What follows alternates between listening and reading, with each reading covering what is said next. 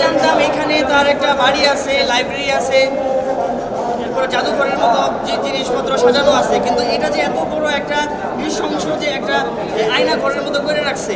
আমি নিজেও গর্বিত ছিলাম শেখ মুজিবের জন্য, কেন লজ্জিত করলেন? বাঙালি এখন যা বলতে পারে 15 বছর বলতে পারে নাই, মুখের ভাষা কেড়ে নিছে। বিএমপি তাই চাচ্ছে, সরি আপনারা পারবেন না। আল্লাহ ছাড় দেন কিন্তু ছেড়ে দেন না।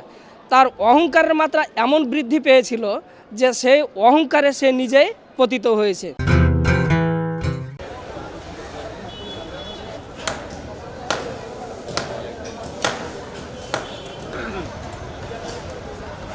আল্লাহ ছাড় দেন কিন্তু ছেড়ে দেন না, তার বাস্তব উদাহরণ এই হচ্ছে শেখ হাসিনা বা বঙ্গবন্ধুর এই পুরাতন বাড়িটি।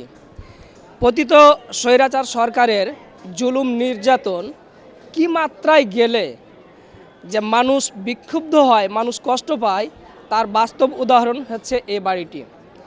যেমন 2014 সালে সাতক্ষীরাতে একটি গ্রামকে বুলডোজার দিয়ে গুড়িয়ে দেওয়া হয়েছিল। 2014 সালে চাঁপাইনবাবগঞ্জ, শিবগঞ্জ, শ্যামপুরের একটি ইউনিয়নে এমনভাবে 10-12 হাজার সেনাবাহিনী, বিজিবি যৌথ বাহিনীর অভিযানে 4 জনকে হত্যা করা হয়েছিল, বেশ কয়েকটি বাড়ি গুড়িয়ে দেওয়া হয়েছিল। শেখ হাসিনা সাবেক প্রধানমন্ত্রী, 3 বারের প্রধানমন্ত্রী বেগম খালেদা জিয়াকে তার বাসভবন থেকে বের করে দেওয়া হয়েছিল।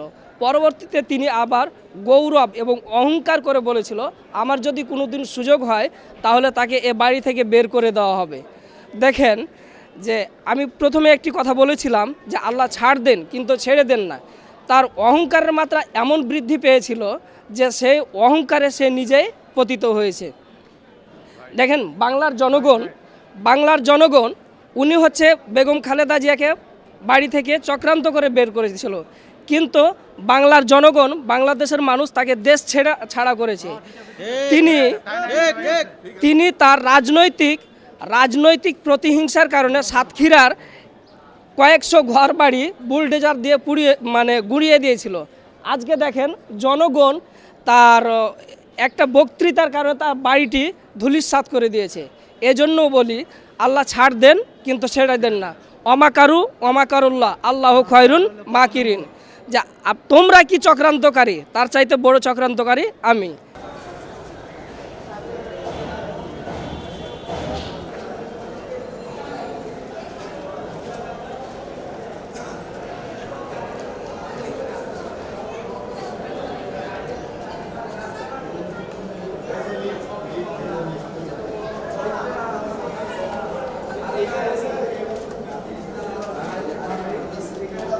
বাঙালির বন্ধু ছিল না। আমাকে দেখেন, আমি যখন ইন্ডিয়া গিয়েছিলাম, আমার শুধু আমার ইমিগ্রেশনে আমার ব্যাগেরে এমনভাবে সার্চ করা হয়েছে যেন একটা আতঙ্কবাদী গেছে। আর ওরা যখন আসছে আমাদের চামচা, আমরা বাঙালি, আমাদের কিছু রাজাকার আছে যারা ওদেরকে কোনো চার্জ করে নাই। আমরাই আমাদের শত্রু। আমরা যারা বন্ধু তা করে বন্ধু ভাবি না, যারা শত্রু তা করে শত্রু ভাবি না। আমরা মানি, আমরা করি না। আমরাই সবচেয়ে বড় আমাদের শত্রু, বুঝছেন?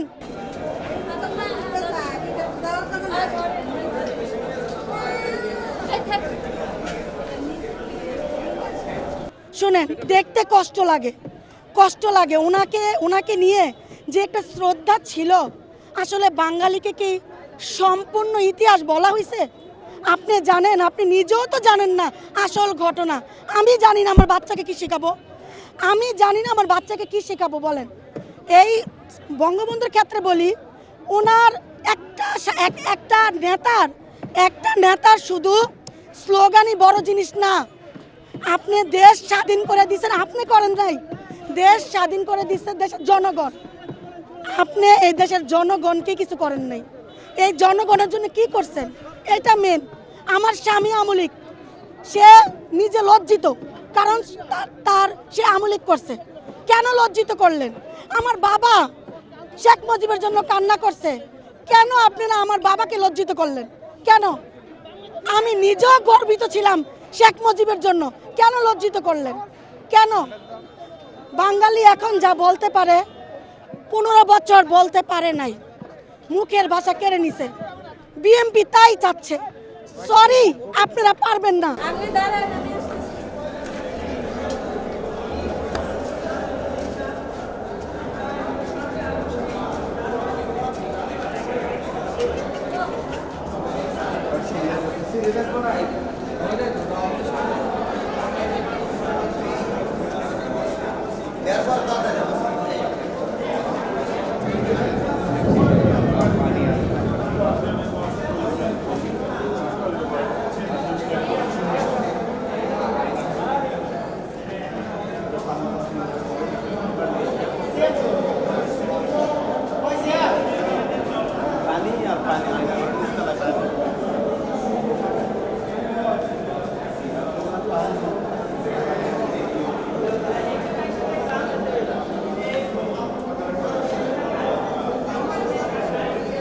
এটা তো আমরা কখনো কল্পনা করি নাই।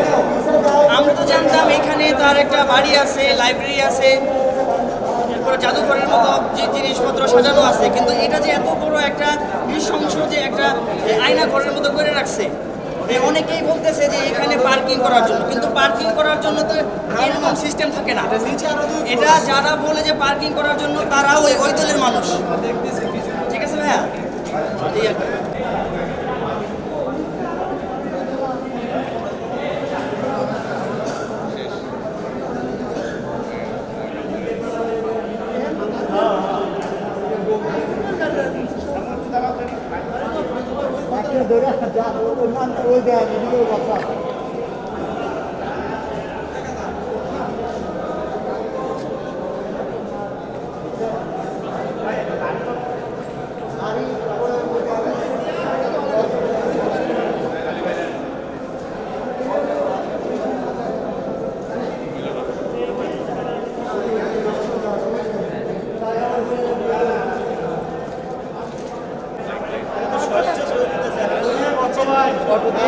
যা আছে তাই।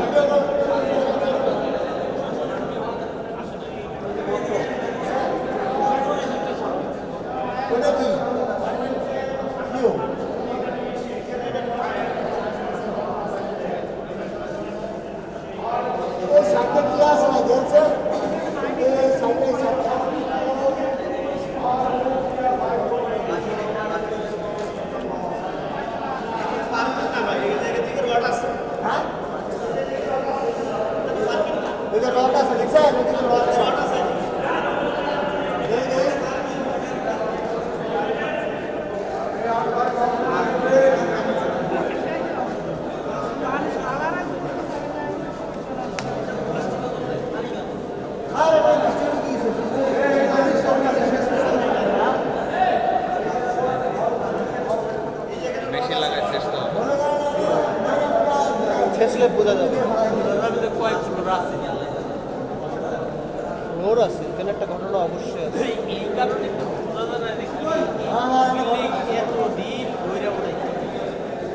এই ভাইয়া সাহস দেখায় না। আমার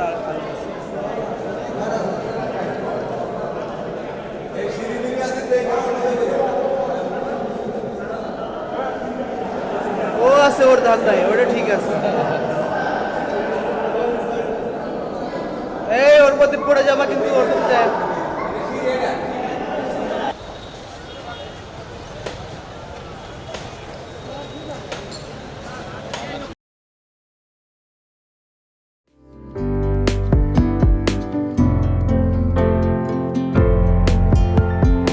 পহেলা জানুয়ারি 2025 ইউটিউব জার্নালিজমের অগ্রদূত changetv.press 6 বছর পেরিয়ে পা রাখলো গর্বিত চেঞ্জ টিভি।